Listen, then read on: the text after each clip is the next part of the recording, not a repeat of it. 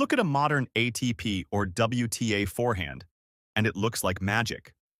Carlos Alcaraz whips a forehand from 10 feet behind the baseline at 100 miles per hour, making it look completely effortless. Then you go to your local courts. You swing as hard as you can, your muscles tense up, you put every ounce of effort into the ball, and it floats harmlessly into the midcourt, waiting to be crushed. When most tennis players try to fix a weak forehand, they get the exact same generic advice. Rotate your hips, follow through over your shoulder, or bend your knees. The truth? Your forehand isn't weak because you aren't trying hard enough. It's weak because of mechanical bottlenecks and neurological protection mechanisms that are actively breaking your racket speed. Today, we are going beyond surface-level coaching. We are breaking down some deep mechanical and neurological secrets that separate real elite forehands from amateur ones. 1. The non-dominant arm collapses too early.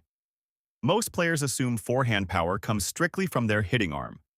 In reality, power comes from elasticity, specifically what sports biomechanists call X-factor separation. This is the rotational stretch created between your hip line and your shoulder line. Think of a rubber band. If you pull both ends apart, it stores elastic energy. But here is the secret.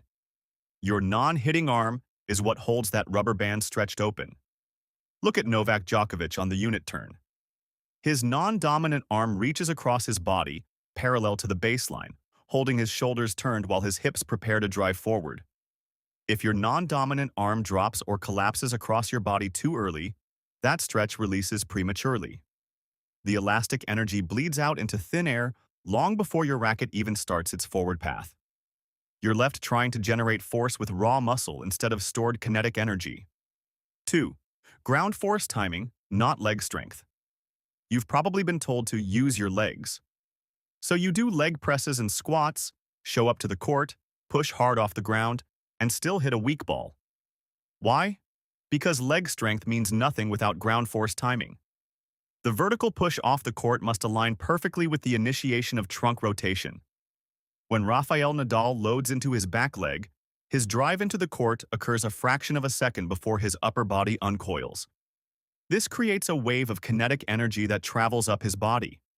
If you push off the court even 50 milliseconds too early, the force dissipates before reaching your core. Push off 50 milliseconds too late, and your upper body is already rotating, forcing your leg drive to work against your rotation rather than feeding it. If the timing is off, your own body simply absorbs the power you tried to create. 3. Your shoulder has a built-in power ceiling. Have you ever wondered why your brain won't let you swing any faster, even when you try?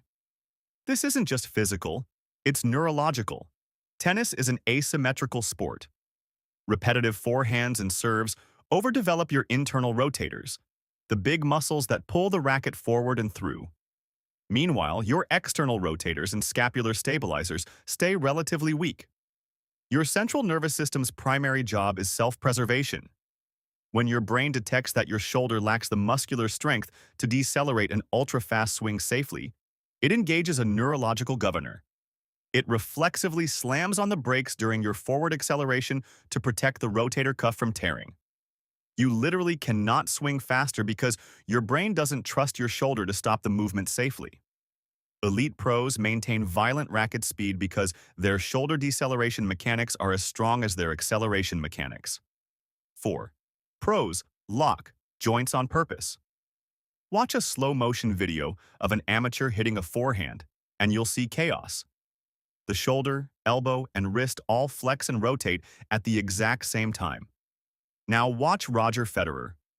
Federer's forehand relies on sequential kinetic chain linking.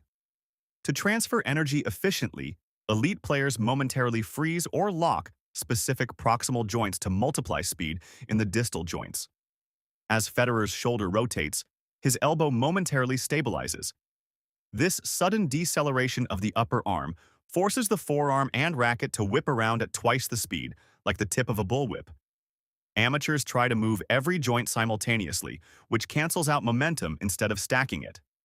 5. Late-game forehand breakdown is a leg problem. It's the third set. You're 2 hours into a match and suddenly your forehand loses all its bite. You assume your arm or shoulder is tired. Usually, your arm is fine. Your legs are what failed you. As lower body fatigue sets in, your court movement drops by just a few inches. Instead of stepping up and meeting the ball 8 to 12 inches in front of your lead hip, you start taking the ball slightly late, just level with your torso. When contact drifts backward, you lose the ability to use body weight and trunk rotation. The stroke becomes entirely arm-driven. Players think their arm lost power, when in reality, their tired legs stopped placing them in a position to hit the ball out in front. 6. Open stances. Fail without hip mobility. The modern game relies heavily on the open stance forehand. Players like Jannik Sinner load heavily on their outside leg and explode forward without taking a traditional step in. It looks convenient, so amateurs adopt it immediately. But there's a catch. The open stance requires extreme internal hip mobility and explosive hip rotation. If your hip flexors and rotators are tight or weak, your hips cannot rotate fast enough from an open base. To compensate, your upper body disconnects and tries to drag the racket through using only the shoulder and chest. An open stance forehand executed with restricted hips is nothing more than an arm-dominant push. If you lack dynamic hip mobility, a traditional neutral stance will yield significantly more power every single time. 7. Deleting the wrist, snap. Out of fear. The final, fastest link in the kinetic chain is the wrist release, specifically moving from extension to ulnar deviation, the whipping motion of the wrist dropping and snapping through impact. Because the wrist is small compared to the legs and torso, its leverage creates massive velocity at the very tip of the racket. The problem? Most players are terrified of missing the court, so they tense their forearm muscles right before contact to guide or control the ball. The moment you tense your wrist prematurely, you break the whip. You lock the final link of the kinetic chain, stripping away up to 20 to 30% of your potential racket speed. You must allow the wrist to remain relaxed enough to snap through naturally. 8. The quiet eye at contact. Finally, a mechanical flaw that is actually driven by vision. In sports science, elite performers exhibit a neurological phenomenon known as the quiet eye.